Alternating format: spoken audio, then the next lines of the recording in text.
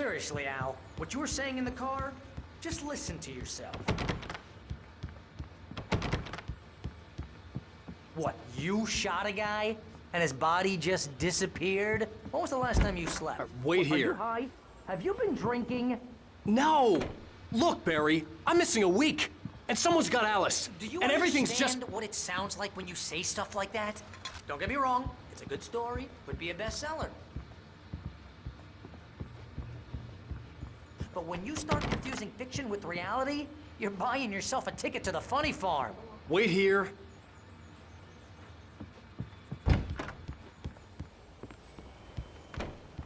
Easy there, boy. I'm almost done. Hey, Rusty, right? You rent cabins. Oh, Mr. Wake. I'd shake your hand, but mine are kind of full here. Actually, I'm sorry about this. Would you mind grabbing the registration form from the desk? It's just across from Bucktooth Charlie. Okay, sure. What happened? Crazy poachers. Max here got his foot caught in a trap. They're illegal to use here. Hell, you're not supposed to hunt within the park at all. But that doesn't stop some lowlifes. Hell, at least Max is gonna be okay. He got lucky. Max is still groggy from the shot I gave him, and I'd rather not leave him alone just yet. The form's on the desk across from the mammoth skeleton. Seriously, Al, you can't just go and meet a kidnapper. Those situations always end up in disaster. You gotta talk to the cops. She's my wife, and it's my call. Can we talk about this later? No, this whole thing, listen, you hit your head. I mean, geez, Al, come on. You gotta understand how crazy all this sounds. If you're trying to pull a joke on me, freak me out, it's working. Ha ha, let's have a laugh on Barry. Well, you had me going there real funny, Al. You can quit it now.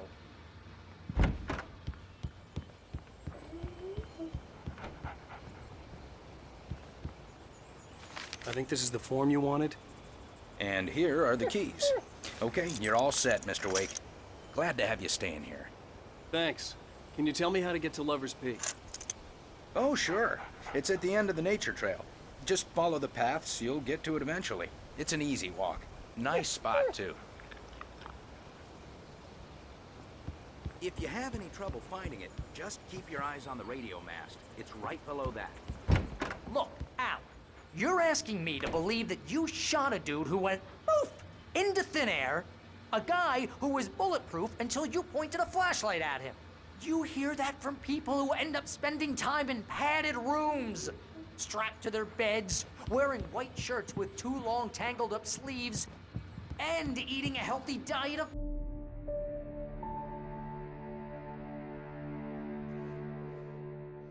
That's just crazy talk, Al. Al. Al? We should go to the sheriff or call the FBI. Damn it, Barry, they'll kill her! This is not a goddamn debate, Barry. I'm going to Lover's Peak. He said to come alone. Okay then. I understand. You're my best friend, and I'm worried that you're not right in the head. Tell me what to do to help, and I'll do it. You stay here, and if I'm not back by morning, call the cavalry.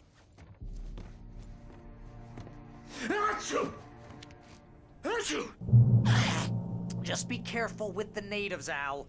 These yokels are dangerous.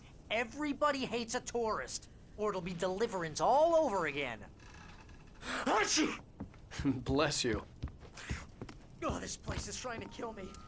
I'll bet there's mold in here, spores, poison ivy, God knows what. This is so not worth a 15% commission.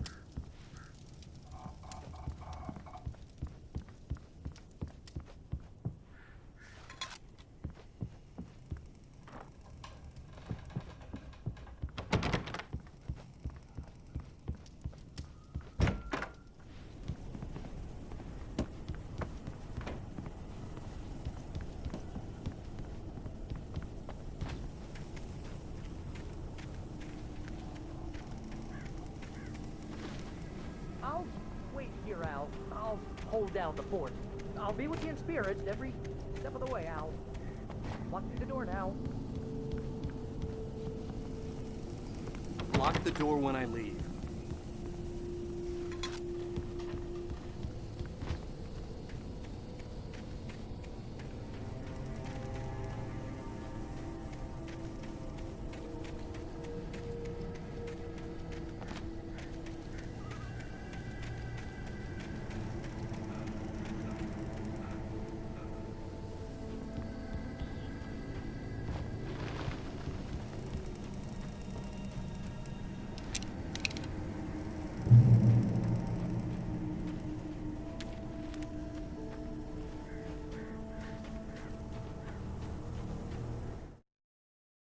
The kidnapper fired his gun one last time, and the shadow vanished into the darkness it had come from.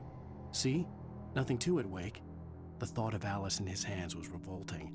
We stood on the wooden platform of Lover's Peak, the waterfall on the mountain behind us, the lights of the radio mast blinking red in the heights above. I fought with the urge to take a swing, force myself to speak. Let's cut the act now. Where's my wife?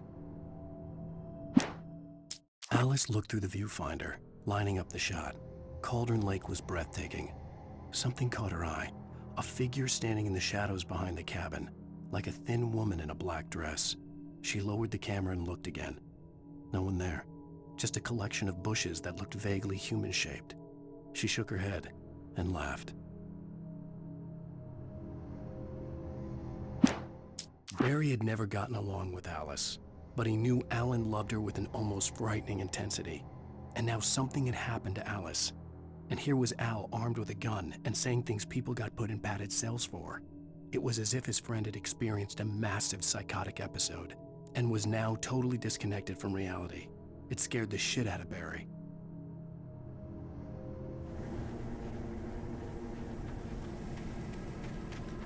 I knew I should have gone to the cops. This wasn't the smartest thing I'd ever done, but I was still angry with Barry for trying to talk me out of it. These people had called me right in the sheriff's station. The cops wouldn't scare them, and they had Alice.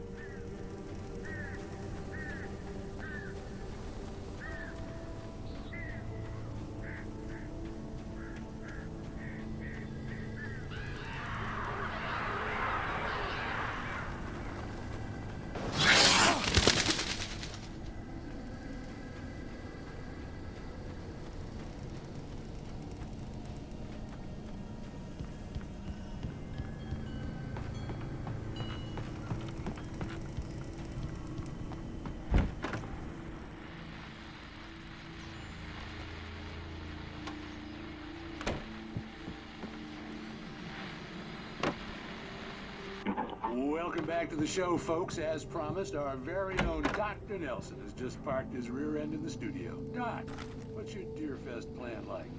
My plan? You make it sound a lot more organized than I ever seem to manage. Oh. No plan, really. Just taking the atmosphere. I'm getting a little too rickety to do much more than that, you know. Oh, tell me about it. No sack race for us older gentlemen, huh? Yes, exactly, Pat. But I'm gonna check out the parade, of course. And I'll be one of the pie contest judges, too. Well, that takes a different kind of constitution. Oh, yeah, it's my kind of exercise. Now, Doc, seriously, you're in pretty good shape, though. You're the outdoors type. I know for a fact you're an avid fisherman. That's right. Matter of fact, just caught a heck of a largemouth bass early this morning. But you're not taking part in the fishing contest? No, not this year. See, Pat, I'm just not that competitive anymore. Now I just like to take my time and enjoy the peace of it. It's no fun if I need to worry about what I'm catching, you know? Well, considering your track record, the participants are probably pretty happy you feel that way. Well, Pat, that's kind of you to say.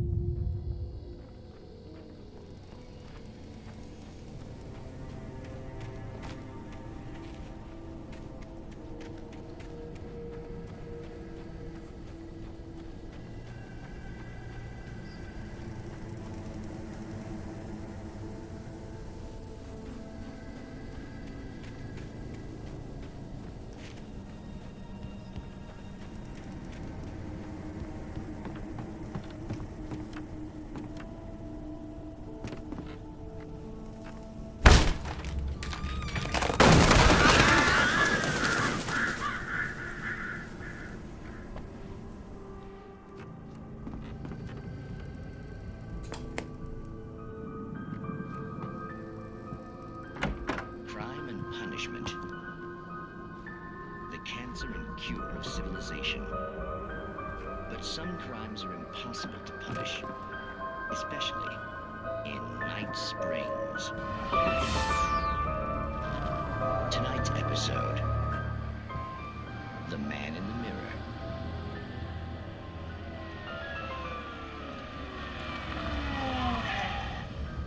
He's inside, Agent. He's a weird one. So, you're confessing to killing that guy, huh? Why? Had it coming? Yeah, but why would you do that? I mean, you're a nice guy. Normal. Took a kid to a soccer game. So how come at the game, you pick a guy and, quoting from the arresting officer's report here, assault the victim's head area repeatedly with the weapon of choice being a pair of bare fists? Wow, that sentence really flows, huh? Maybe you're not the literary type. Okay, so you mess him up. But why? Who was that guy?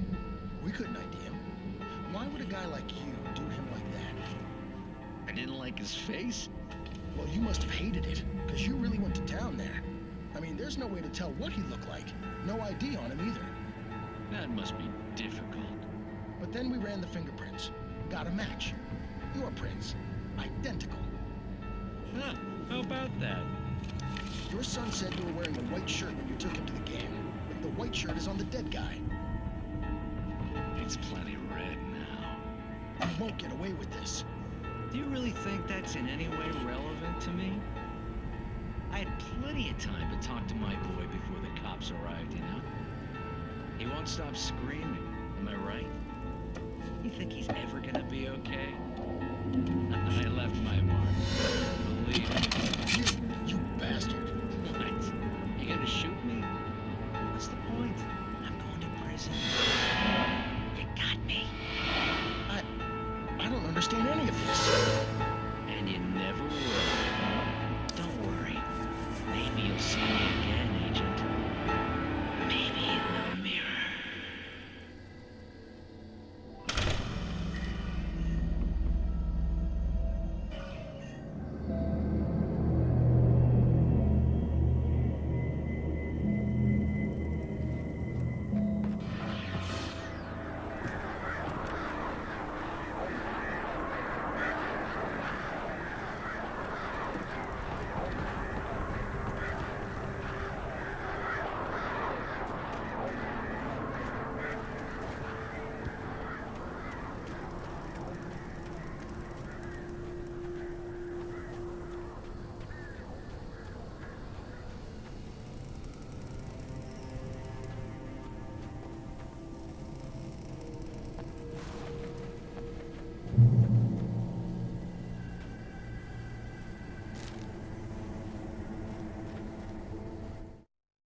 The air in the visitor center was heavy with an awful smell, as if some rotten drowned thing had crawled up from its grave.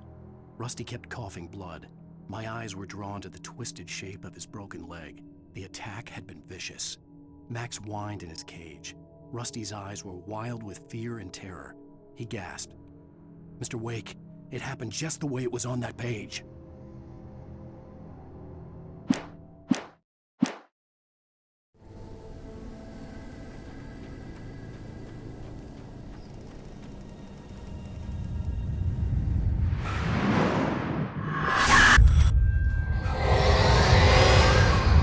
Vision left me weak.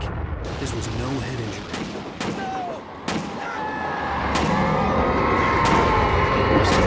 Damn. Rusty, hang on! I'm coming! Please, help me!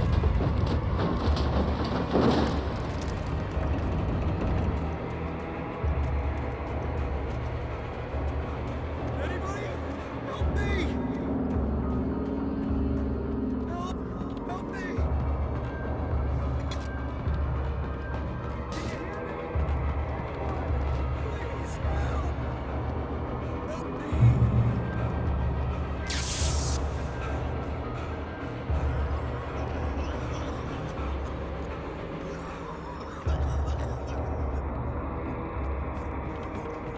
The ranger's office was locked. I'd need a key to get in.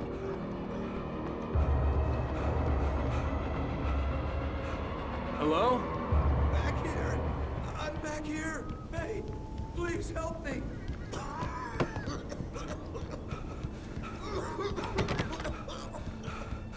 I'm here! I'm hurt! I can't move! Mr. Wake? Oh, hell. It happened just the way it was on that page. I found. Came true. It knew. So dark. It'll come back for me. You must... The lights. In the office. I have the key. Okay, Rusty. Hang on. I'll be right back. Whatever did this couldn't be far. Rusty had found a page from the manuscript. It would help me understand what had happened. Shh. Good boy.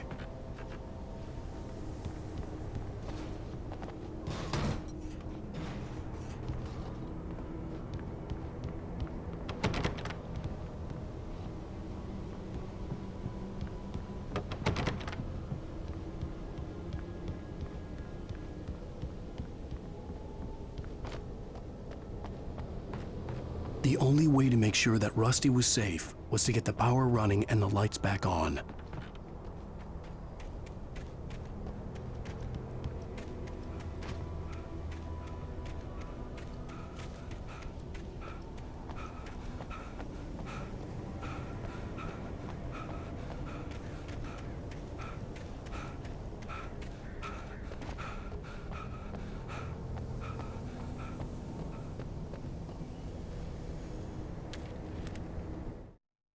The visitor center was sturdy, but the impact turned the front of the building into splinters. Rusty was thrown across the lobby like a rag doll and hit the far wall hard. It didn't hurt until he tried to move and saw his leg bend the wrong way, felt the broken ribs stabbing him on the inside. Rusty howled in pain and fear, suddenly afraid to die alone.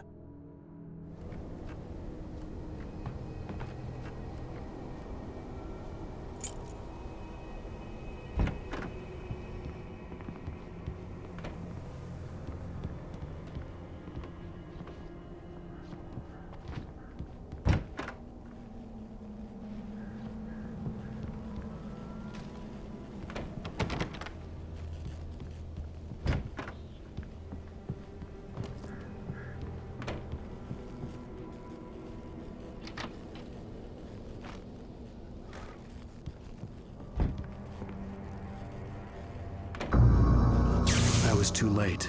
Someone had destroyed the circuit breaker. There was no way to get the lights back on.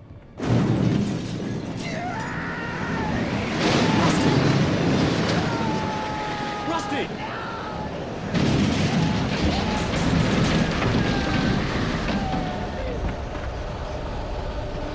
The ground was covered with oily patches that looked like liquid darkness.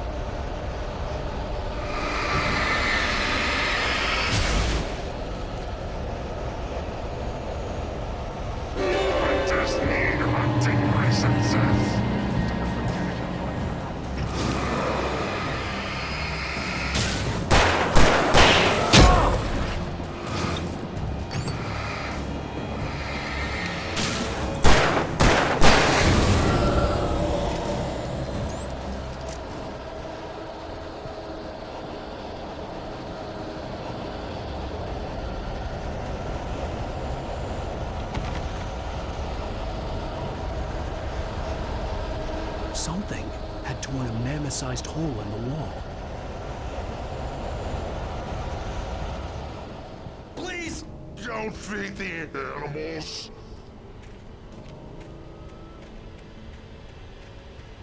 Fishing! Those visitors! Purchase a park. Fishing. License! Obey! Government Rangers instructions. Rusty, no! Never! Approach closer than 100 yards. Two bears and wolves! Never approach any other... Closer than 25 yards. pets must be leashed. All times. Never!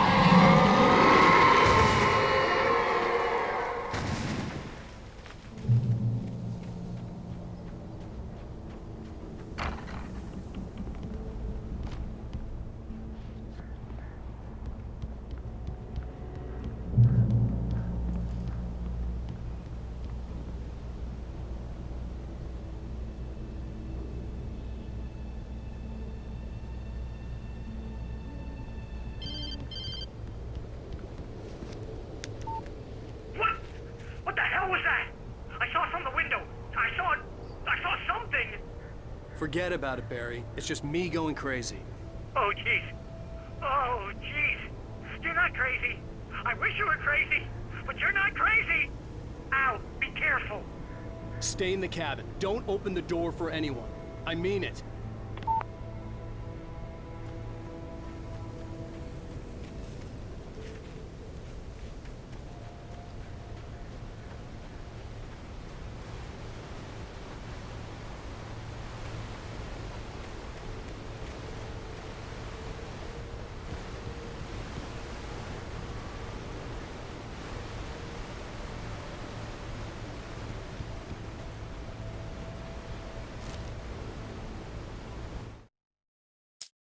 In that last instant of consciousness, Rusty thought about Rose. He was older than she was. Rose was barely out of her teens, but she made him feel young and forget what a train wreck his long-dead marriage had been. He still wore the ring. He'd been waiting for her to tell him to take it off. Now she never would.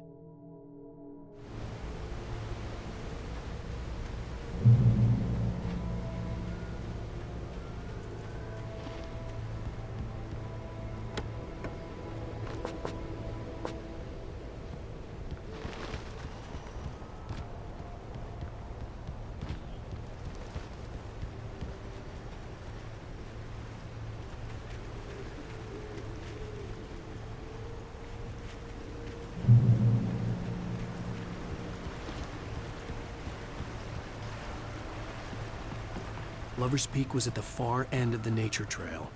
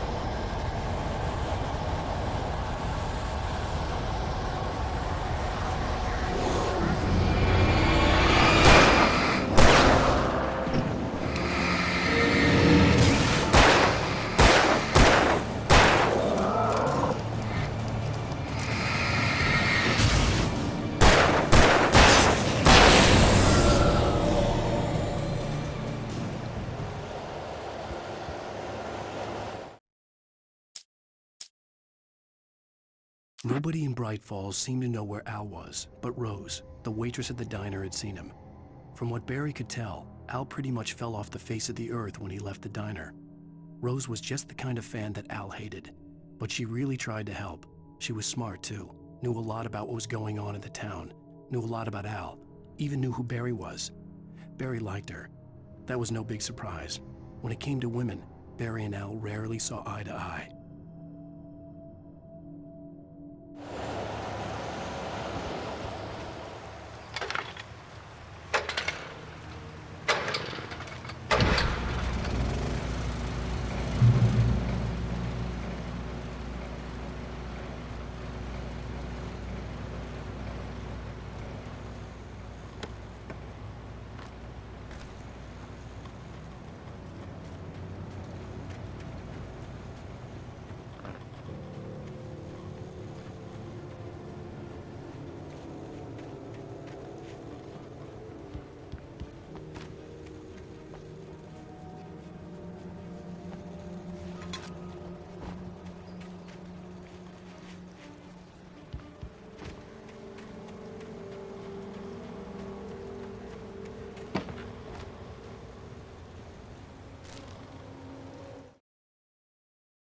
I turned the corner, afraid of what the flashlight's beam might reveal. Suddenly, a roughly painted symbol of a torch glowed in the light. Behind it, hidden by a rock, sat a battered metal trunk. It was here for a reason, packed with supplies, batteries, flares, ammo, things you need to make it through the darkness of the night. Something left behind by someone who knew what I knew, and more.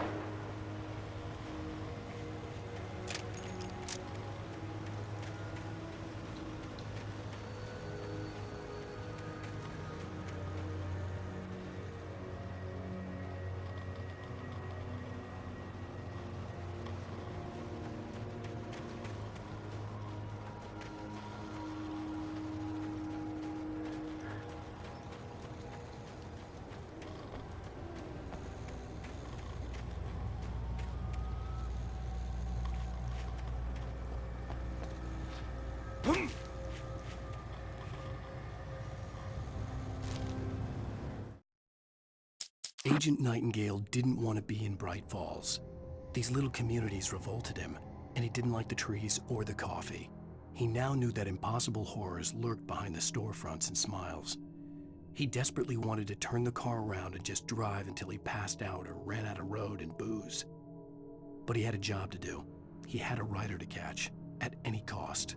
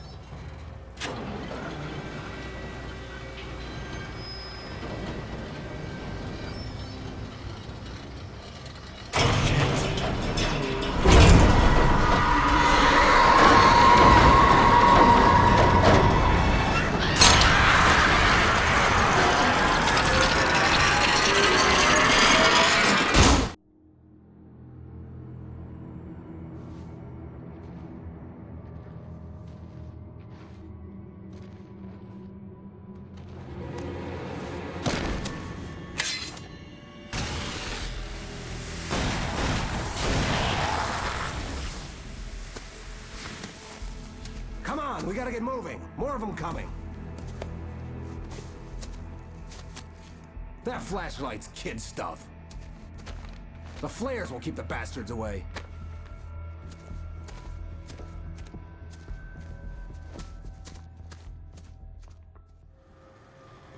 You can see them too? Hell, of course I see them. Come on, we gotta move. Why? Because that's the way the story goes. Yeah, but... Let's move! I lost my gun back there. Oh, I've got a gun. Just keep that light steady on him. It took a moment, but then I recognized him. He'd been on the ferry when I first arrived here with Alice. He knew my name. We were headed in the direction of Lover's Peak. There was no way this was a coincidence. He was the kidnapper. Come on, Wake! You better keep up. You set him up, and I'll knock him down, Wake.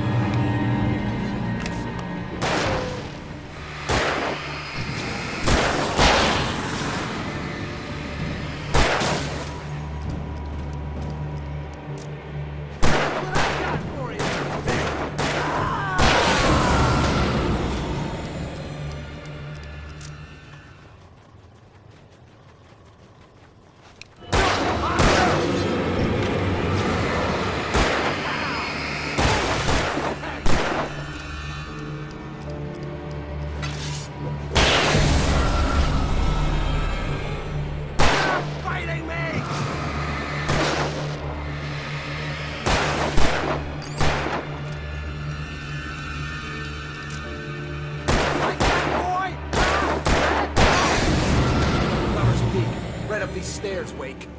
Use the flares from the emergency box to hold them off while I get these boards off. Give me the gun. Yeah, no can do, Wake. Are you kidding? Give me the gun! No time for back talk. Hold them off, damn it.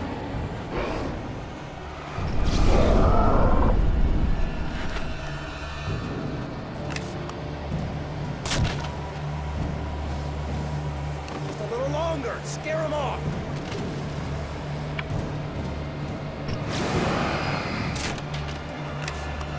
Get some light on those bastards. That'll keep them off us.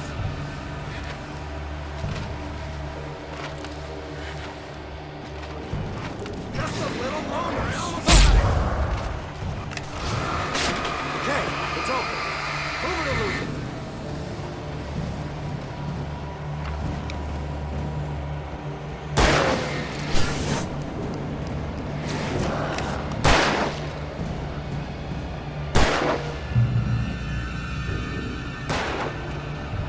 Oh, you feeling better now, Wake? All cozy and safe.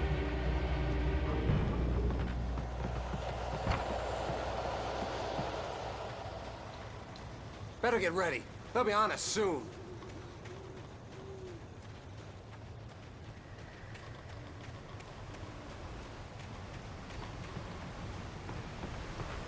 This is it, Wake. The last stand. There's more players here. Get ready. We fight them as long as they keep coming.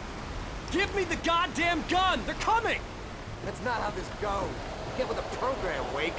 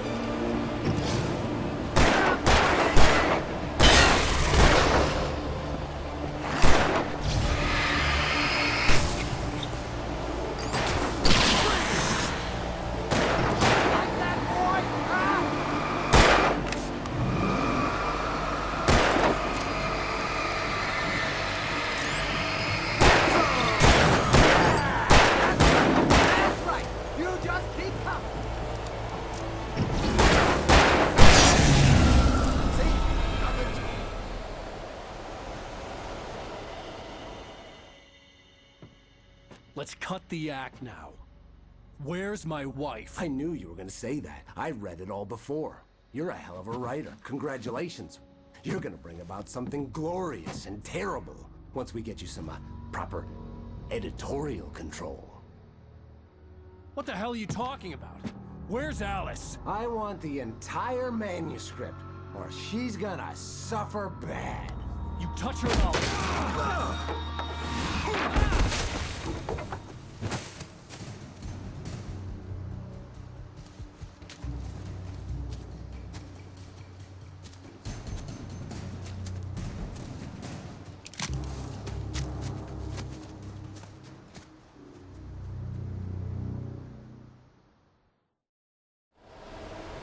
You're gonna give me the manuscript, or you'll be sorry. No! Come back here! I swear I'll kill you if you hurt Alice! Do you hear me? Come back here! He had Alice, and he wanted the manuscript because he thought it held some magical power. But I had no manuscript to give him. I had to get back to Barry and figure out my next move.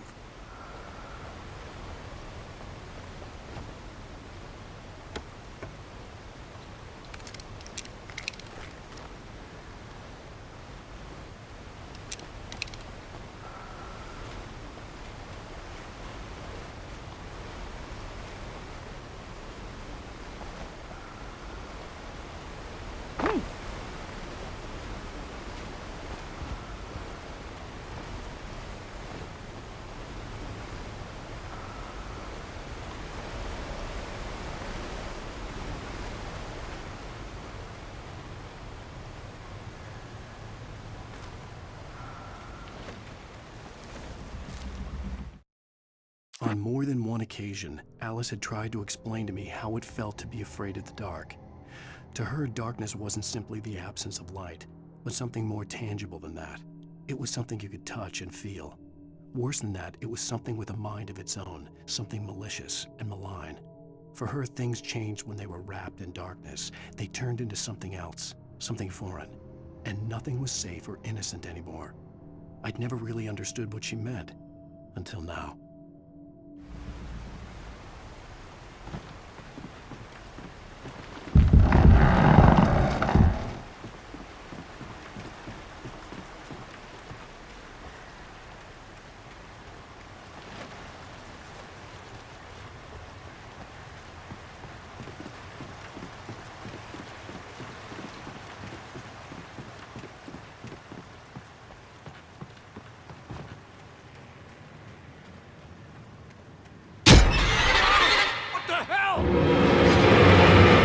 Rusty had warned me about these traps. It hurt like hell. I was stuck.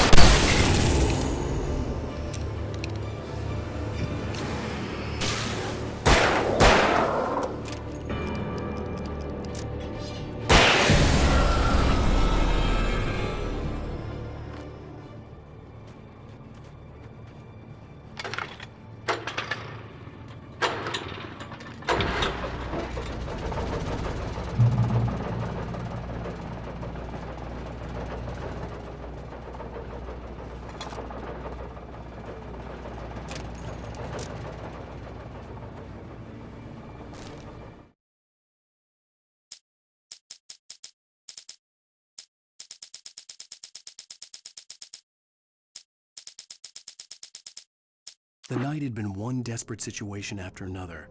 I was exhausted, and my body felt as though it had been chewed up and spat out. The flashlight was heavy in my hand, and each pull of the trigger sent a painful shock up my arm. But I was finally out of the woods, and things were looking up. That's when I heard the chainsaw.